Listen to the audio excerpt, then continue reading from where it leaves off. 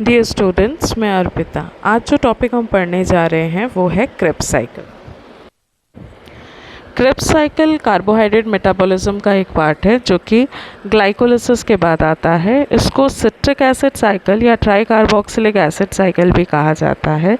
इसमें ये intermediate step होता है जिसमें पाइरूवेट को कन्वर्ट किया जाता है एसिटिल कोएंजाइम ए में।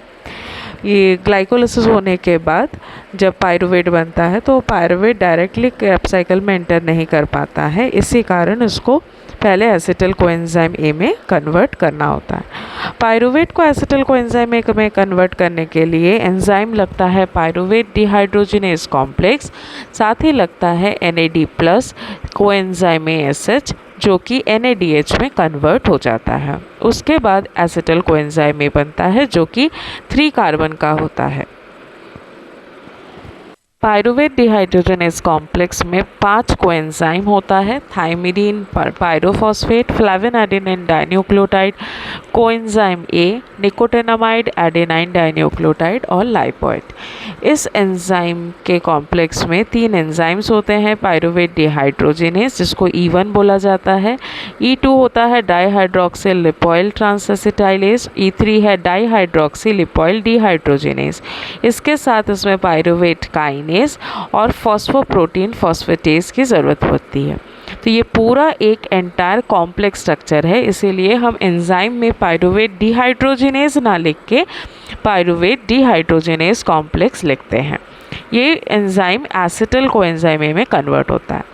अब जो एसिटिल कोएंजाइम ए बनता है इसको हम क्रेब्स साइकिल में एंटर करवाते हैं। क्रेब्स साइकिल में जब एसिटिल कोएंजाइम ए घुसता है तो ये ऑक्सैलो एसीटेट के साथ रिएक्ट करता है और बनाता है सिट्रेट। ये पहला रिएक्शन है जिससे सिट्रेट बन रहा है, इसीलिए इस साइकिल को सिट्रिक एसिड साइकिल, और ये सिट्रेट 3 कार्बन का होता है इसीलिए ट्राई कार्बोक्सिलिक एसिड साइकिल बोला जाता है। एंजाइम लगता है सिट्रेट सिंथेज। डीकंडेंसेशन रिएक्शन है क्योंकि वाटर यूज़ होके कोएंजाइम ASH रिलीज़ कर देता है।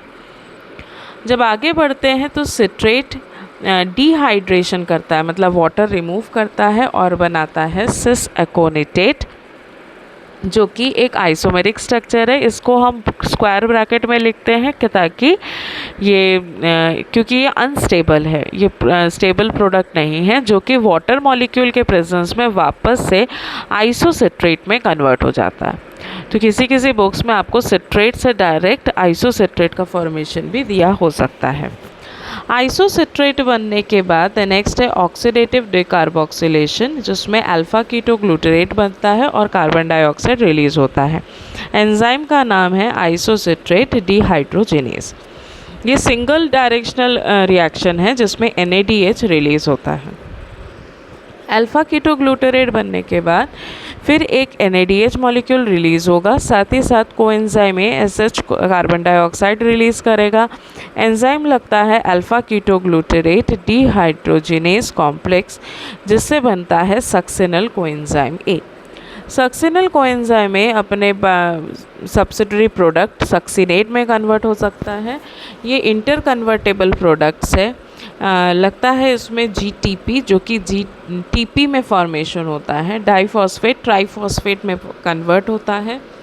ट्राइफॉस्फेट एक GTP मॉलिक्यूल एक ATP मॉलिक्यूल से इक्विवेलेंट होता है, साथ ही साथ कोएंजाइम ASH रिलीज़ करता है। तो सक्सिनेट बनने के बाद आगे जब मूव करते हैं तो इसमें बनता है फ्यूमरेट डिहाइड्रोजनेशन से, और वो हाइड्रोजन यूज़ कर लेता है FAD और बना देता है FADH2।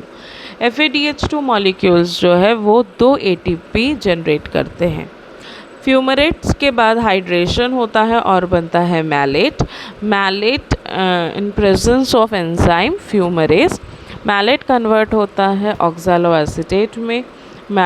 एंजाइम लगता है मैलेट डिहाइड्रोजनेज। इस रिएक्शन में भी एक NADH रिलीज़ होता है। फिर ऑक्सैलो एसीटेट वापस से एसिटाइल कोएंजाइम ए में रिएक्ट करता है और बना देता है सिट्रेट। अब जब हम आगे बढ़ते हैं तो ये साइकिल बहुत इंपॉर्टेंट है, क्योंकि जब ग्लूकोज कन्वर्ट करता है ग्लाइकोलिसिस से तो पायरुवेट बनाता है, दो पायरुवेट स्ट्रक्चर।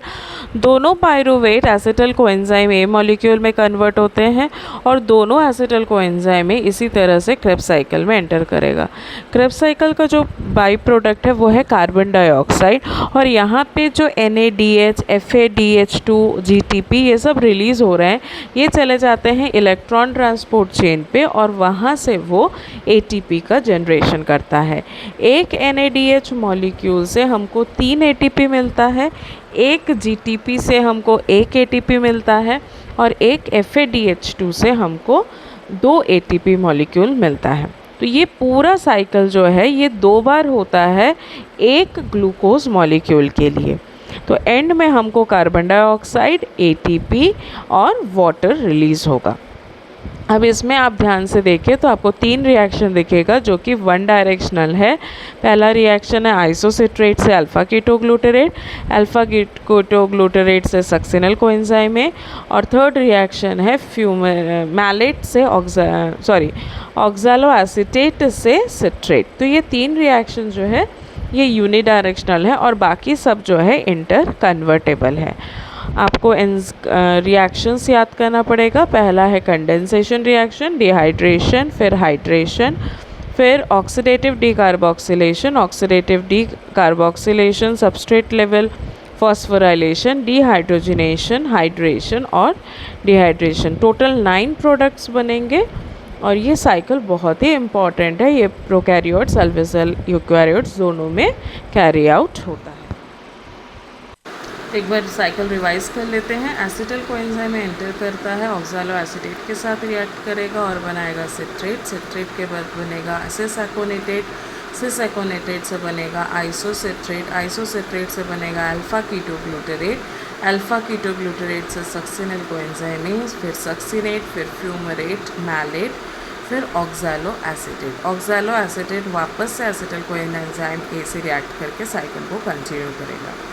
अब देख लेते हैं net gain of ATP। Glycolysis से हमको टोटल 8 ATP मिलता है, 2 डायरेक्ट ATP मिलता है और 6 ATP मिलता है NADH से, क्योंकि उसमें 2 बार आप देखेंगे कि उसमें नेट गेन ऑफ 2 ATP होता है एक साइकिल से, और NADH जो है वो 2 प्रोडक्ट बनता है और एक से 3 ATP मिलेगा, तो हमको टोटल 6 ATP NADH से मिलेगा और 2 एज इट इज़ ATP मिलता है, तो टोटल 8 ATP। पायरुवेट से एसिटिल कोएंजाइम ए में एक NADH रिलीज़ होता है, पर ये साइकिल 2 बार पाथवे 2 बार चलेगा, इसीलिए 2 NADH तो 6 ATP। सिट्रिक एसिड साइकिल में 3 NADH और एक साइकिल में, तो 2 मिला के होगा 6 NADH और 6 × 3 18 ATP। और लास्ट जो आता है वो है हमारा ATP in the form of GTP। तो एक GTP से 1 ATP, तो 2 GTP जनरेट होने से 2 ATP मिलेगा। ATP in the form of FADH2, एक FADH2 से 2 ATP, तो टोटल हमको मिलता है 4 ATP। तो अगर आपने कंज्यूम किया है ग्लूकोज और ग्लूकोज का कंप्लीट डिग्रेडेशन हो रहा है तो आपको मिलता है 38 ATP। ग्लाइकोलिसिस होगा, पायरुवेट बनेगा, पायरुवेट से एसिटिल कोएंजाइम ए बनेगा, फिर acetyl coenzyme A citric acid में जाएगा, सिट्रिक एसिड में NADH, GTP, FADH2, ये सारे बनने के बाद ये सब इलेक्ट्रॉन ट्रांसपोर्ट चेन में जाएंगे और उसके बाद इससे बनेगा हमारा 38 ATP। ये पाथवेज बहुत इंपॉर्टेंट है और नेट गेन ऑफ ATP ये बहुत बार MCQ क्वेश्चंस में पूछा जाता है, तो बिल्कुल आप इसको अच्छे से याद कर लीजिए। अगर कोई डाउट्स है तो आप कमेंट सेक्शन में लिख के पूछ सकते हैं। या ग्लाइकोलिसिस या कार्बोहाइड्रेट मेटाबॉलिज्म्स, अगर आपको कंप्लीट डिग्रेडेशन ऑफ कार्बोहाइड्रेट पूछ रहा है या कार्बोहाइड्रेट मेटाबॉलिज्म पूछ रहा है तो आपको ग्लाइकोलिसिस और क्रेब्स साइकिल दोनों ही आंसर में लिखना होगा। तो इतना आप अच्छे से याद कर लीजिए। Bye bye, take care.